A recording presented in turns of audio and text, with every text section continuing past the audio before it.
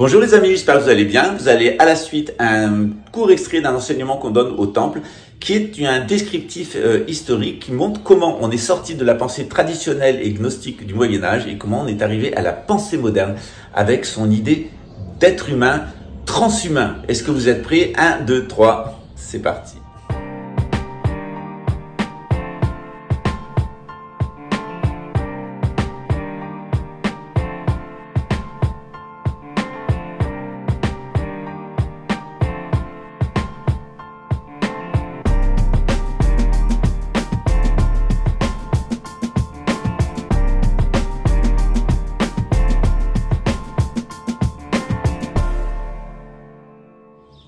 Cet enseignement du rite écossais, eh bien, il a un serment. Ce serment, c'est la malédiction du grand maître Jacques de Molay, qui est prononcé contre le roi Philippe le Bel, à qui il annonce l'infortune et la disparition de sa lignée, c'est ce qui arrivera, et il annonce la mort du pape Clément, qui a succédé à Boniface VIII, un pape sous contrôle du roi de France. D'ailleurs, Philippe le Bel ira jusqu'à ramener la papauté en Avignon, sur le fameux pont d'Avignon.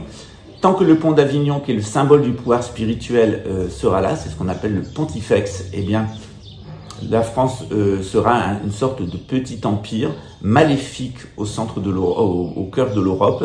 Et puis, lorsque le pont s'écroulera, qu'on n'y dansera plus en rond, eh bien, le Vatican retournera à sa place, c'est-à-dire à Rome. On a eu jusque 3 papes en même temps, c'est ce qu'on appelait la querelle des antipapes. Un pape à Rome, élu par le peuple romain, un pape en France, choisi par le roi de France, ou imposé par le roi de France, et un pape à Aix-la-Chapelle, imposé par le Saint-Empire romain germanique. Donc on est en Europe dans un énorme problème, et cet énorme problème, c'est un problème monétaire. Avec la disparition des Templiers, qui eux battaient leur propre monnaie et qui étaient les banquiers de l'Europe, il y a un espace vide qui va s'ouvrir. La guerre de 100 ans va ruiner la France et ruiner l'Angleterre, c'est une guerre complètement inutile. La chevalerie française est décimée, c'est une catastrophe. Arrive derrière, au 15e et 16e siècle, les très grandes épidémies. Philippe le Bel, c'est le 14e siècle. 15e siècle, c'est la guerre de 100 ans. 16e siècle, fin du 15e, début du 16e, c'est les grandes épidémies. Au 17e siècle aussi, la France est touchée. La France perd sa civilisation urbaine. Et au sortir des grandes épidémies, en France, il n'y a plus d'initiation. Il n'y a plus de maîtres constructeurs. Les cathédrales ne sont plus orientées. Il y a une crise générale de la foi, et cette crise générale de la foi est accentuée par les batailles coûteuses de la France en Italie pour maintenir la paix autour des États pontificaux. Il y a là des républiques bancaires bananières qui se sont créées, qui sont de véritables menaces, et le roi de France, François Ier, en 1515, au XVIe siècle, met fin aux guerres d'Italie. On n'en a pas fini pour autant avec l'influence néfaste de l'Italie, puisqu'en Italie est née ce qu'on appelle la Renaissance, c'est-à-dire le retour à la pensée romaine, notamment au droit romain. Ça va être une catastrophe pour l'Occident, ça va détruire la civilisation médiévale, ça va faire entrer à nouveau le problème de la banque, et ce sont de richissimes banquiers comme Médicis, qui sont républicains, qui vont soit contrôler les monarchies, soit imposer des républiques pour contrôler et asservir le peuple européen. Les rois de France perdent leur pouvoir monétaire, les empereurs perdent leur pouvoir monétaire, les peuples perdent leur pouvoir monétaire, plus personne n'a de pouvoir monétaire. Les personnes qui ont le pouvoir monétaire maintenant, ce sont des banquiers. Et ces banquiers-là, au fur et à mesure du temps, ils vont imposer ce qui leur arrange. Ils vont faire prospérer certains royaumes et faire s'effondrer d'autres. Ils vont même, ces banquiers-là protestants, ils vont imposer une nouvelle religion, le protestantisme. Ils vont imposer un monde sans initiation, un monde sans spiritualité. C'est le monde de la Renaissance du matérialisme romain. Il y a ceux qui ont de l'argent, les patriciens, et puis il y a ceux qui n'en ont pas. C'est la plèbe, et la plèbe sera exploitée, exterminée. C'est elle qui sera envoyée par le Vatican lui-même dans les mines de charbon, puis dans les mines de fer.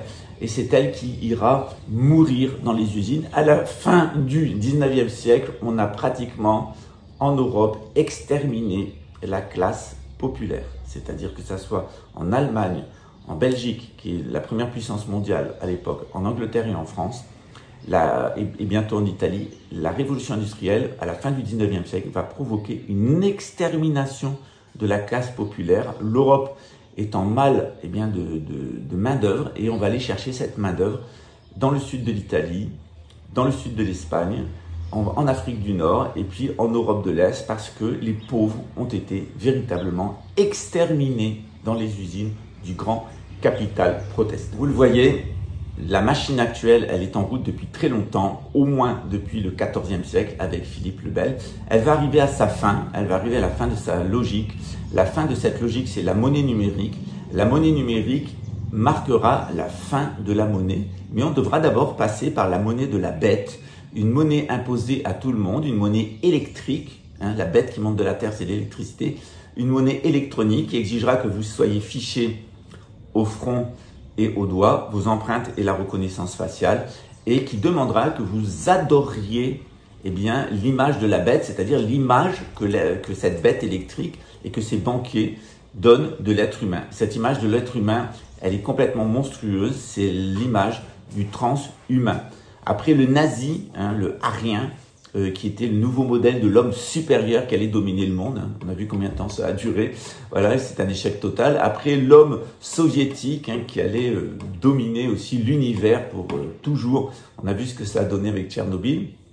Après l'homme capitaliste, celui qui allait dominer, le trader, qui allait dominer le monde en faisant de l'argent en bourse. On a vu ce que ça a donné en 2008. Les banques sont ruinées, elles le sont encore maintenant, elles ne survivent qu'avec de l'argent public.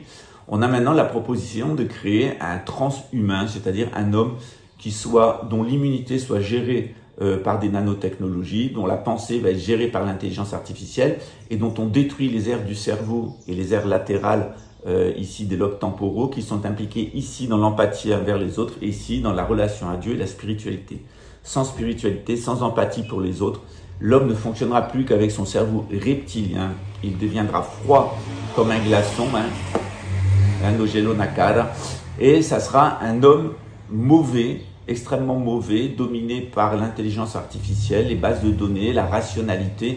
C'est en réalité l'esclave du banquier, complètement asservi jusqu'au dernier degré par des maîtres qui sont de cupides psychopathes consanguins. J'espère que cette vidéo vous a intéressé. C'est un court extrait des enseignements que nous donnons au temple, parce que non seulement on donne un enseignement spirituel, de la spiritualité, comment ça fonctionne avec la gnose, on vous donne aussi des initiations, c'est-à-dire avoir des influences spirituelles qui sont aussi des influences intellectuelles qui vont vous permettre d'avoir une meilleure intuition.